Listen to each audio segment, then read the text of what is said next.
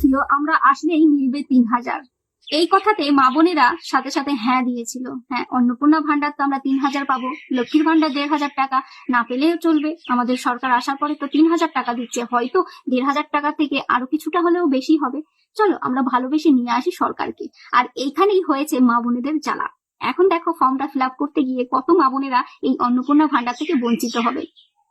অধিকাংশ মা বোনেরাই এই ভান্ডারটি পাবে না। অনেক রাজ্য রয়েছে, বিজেপি শাসিত রাজ্য, ইউপি, বিহার, দিল্লি, বিভিন্ন রাজ্য রয়েছে যেখানে এখনো টাকা মেলেনি। ইউপি, বিহার ভুগবে কেন?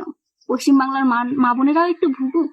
সরকার এখনো ১ মাস হয়নি এসেছে, তারই মধ্যে কত সকালে এক ধরনের কথা, দুপুরবেলায় এক ধরনের কথা, রাতে এক ধরনের কথা।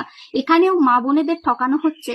সত্যি আমরা মেয়েরা এতটাই বোকা যে সবাই যদি একটু ভালোভাবে কথা বলে, ভালো কিছু বলে, তাহলে সত্যি বিশ্বাস করে নি। তার জলজান্ত প্রমাণ রয়েছে অন্নপূর্ণা ভান্ডার। অনেকে বিশ্বাস করেছে, হয়তো আমি চাই না এই ভান্ডারটি, কিন্তু এমনও সংসার রয়েছে এই অন্নপূর্ণা ভান্ডারটি যে মাটি পাচ্ছে, সেই মা কিন্তু তার সন্তানের জন্য সেই টাকাটি ব্যবহার করছে। যেরকম হতে পারে স্কুলে যাওয়ার সময় টিফিনের খরচাটি দিচ্ছে, বা টিউশন খরচাটি দিচ্ছে, বা যে জামাটা পড়ছে সেই জামাটা কিনে এনে দিচ্ছে মাটি। কিন্তু অনেক মা আছে যে এই অন্নপূর্ণার হাত খরচা দিয়ে তার সন্তানের কোনো কিছু কিনছে। যে উপযুক্ত তার জন্যই এই প্রকল্পটি হোক, কিন্তু এই উপযুক্ত খুঁজতে গিয়ে অনেক মারা পাবে না এই ভান্ডারটি। অনেক ভোটের সময় যদি এমনটা বলা হতো ১২ থেকে ১৩ পেজে ফর্ম বেরোবে, হয়তো অনেক মহিলা ভোটার এদিক ওদিকে চলে যেত। কিন্তু তখন বলেনি, তখন বলেছিল আমরা আসলেই মিলবে ৩,০০০ টাকা। শুধু ইউপি, বিহার ভুগবে কেন? পশ্চিমবাংলার মা বোনেরাও একটু ভুগুক। কিন্তু সরকার এটা একদমই ঠিক করছে না।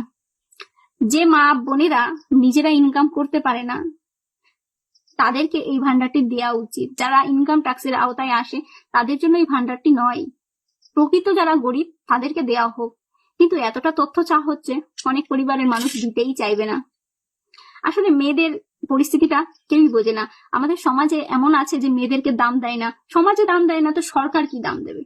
এটাও না দিল না, মেয়েরাই পেছনেই পড়ে থাকবে। যতই বলুক না কেন, মেয়েদেরকে সম্মান আগে, মেয়েদের সম্মান আগে, মেয়েদেরকে সবার আগে, লেডিস ফার্স্ট, এটা এই মুখেই ঠিক আছে, বাস্তবে না কখনো।